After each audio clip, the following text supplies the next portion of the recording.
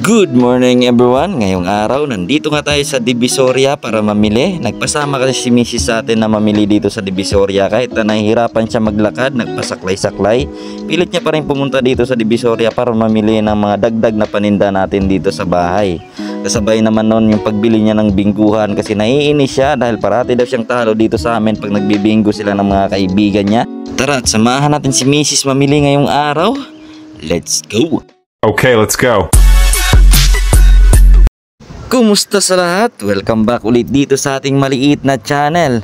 Ngayon araw nga guys, binulugan nga tayo ni Mrs. na kung okay lang ba daw sa atin na pumunta ng Divisoria. Meron lang daw siyang mga bibilhin dagdag sa mga paninda natin dito sa bahay. After nga makasakay ni Mrs. at pagkatapos na rin nating mag seatbelt, diretso na tayo sa biyahe kasi ang sabi ni Google Maps sa atin, nasa kulang-kulang isang oras pa yung biyahe galing dito sa amin going to Divisoria. Alam nyo naman yung lugar na yon at napaka-traffic talaga, saka pahirapan din maghanap ng parking doon, kaya kailangan nating dumating ng maaga doon para may parking pa tayong maabutan. Dito sa opisina ng Yes Air.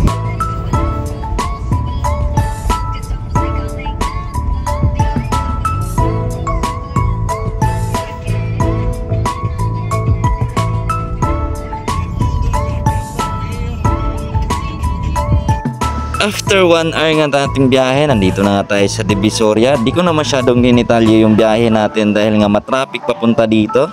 Kasalukuyan na nga tayo naghahanap ng parking. Tips ko lang sa inyo mga kaibigan, pag pupunta kayo dito, kung sakaling naka-private naman kayo, pahirapan talaga yung parking dito kasi nga napakaraming sasakyan dito sa may Divisoria.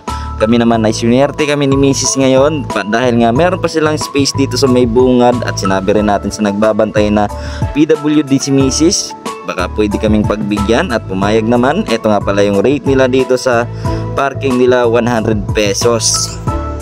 After nating magpark, nagmamadali na si Mrs. na pumunta dito dahil nga naiihi daw siya.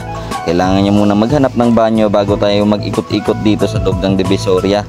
Marami daw siyang pagbibilhin dito katulad ng mga paninda. Di ko lang alam kung anong mga kukunin niya ngayong araw, kaya samahan na lang natin siya ngayon. Pagkatapos nga umihi ni Mrs., dumiretso na tayo dito sa loob ng Divisoria Mall. Mag-iikot-ikot daw tayo dito kasi mas maganda daw dito sa loob ng mall kasi medyo malamig. Pag doon ka kasi sa labas, alam nyo naman, mura din naman doon. Ang problema nga lang medyo mainit saka crowded yung tao. Baka mahirapan palalo si Mrs. Kaya dito na lang muna tayo sa loob mag-ikot-ikot. Una nga naming pinuntahan dito, itong shop nga, nabilihan ng mga bola na hinahanginan. Kadalasan ang binibenta nila dito yung mga laruan ng mga hinahanginan.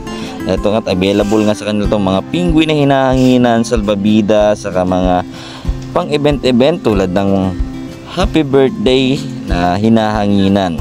Murang-mura nga lang rin dito, parang nasa labas ka lang rin. Mabibili mo nga lang rin yan sa wholesale price nila.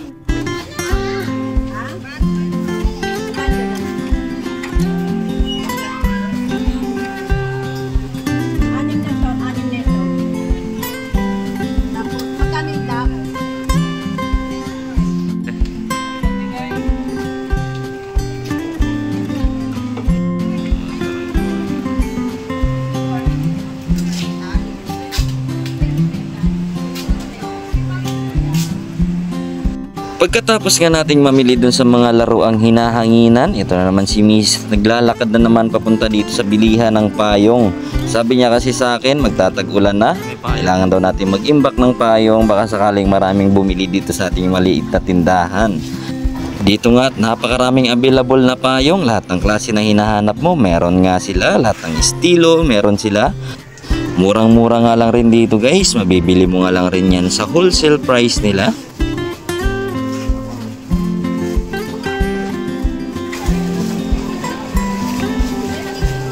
Yan, tungkod na. Ano to? Ito 100. Dito. 70.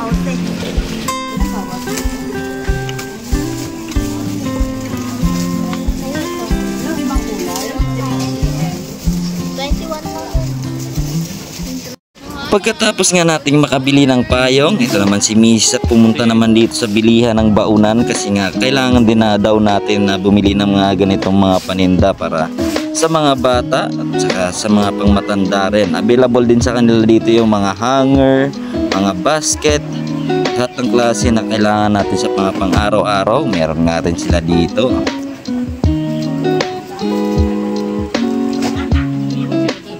Ito na nga pala yung napamili ni Mrs. guys. Meron siya mga baunan, tumbler, saka hanger. Ito nga tinatali na nga ni Kuya. Naparami nga ng konti yung napamili natin sa shop na to guys. Kaya naman nanghingi na tayo ng tulong dito sa trabahador nga nila dito na kung okay lang ba daw na magpahatid tayo dito sa sasakyan itong mga panindang napamili natin. Good news nga rin yung sagot ni guys. Kaya naman ikinarga na natin sa karitilya itong mga paninda natin at nagpahatid na tayo papunta dun sa sasakyan. Malaki shoutout nga pala kay Kuya na naghihila ng karitilya.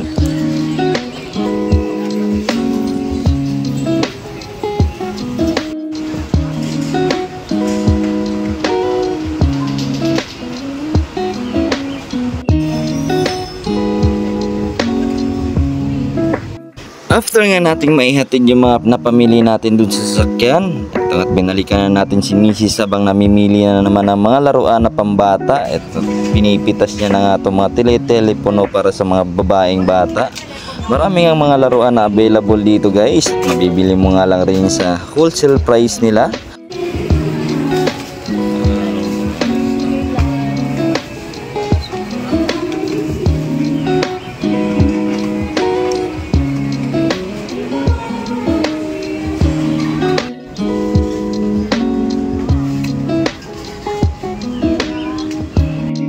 Dito nga, tapos na nga tayong namili. Niyaya nga tayo ni Mrs. na kain daw muna tayo sa Mang Inasal kasi nga gusto niya na rin umupo at nagugutom na rin tayo kanina pa kasi tayo paikot-ikot. Dito nga natin napiling kumain sa Mang Inasal. Tamang-tama talaga to kasi only rice at gutom na gutom tayo. Kailangan natin na makakain ng marami kasi nga para may lakas tayo mamaya pag naghako tayo ng mga paninda.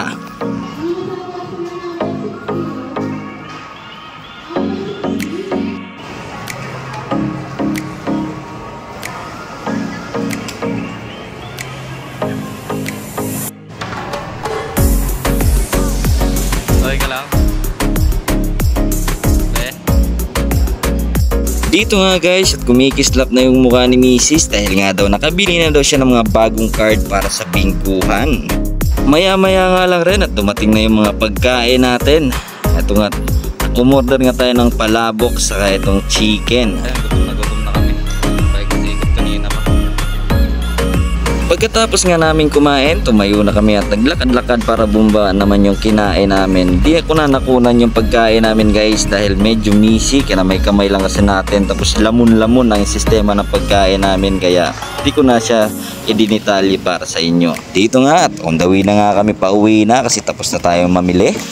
Uwi na tayo? Tapos na nga pala tayong namili kaya uwi na tayo. So pagod na si Mrs. Pagod na rin tayo kakahakot. Kaya tara! Maraming salamat ulit sa pagsama nyo. Ingat and God bless.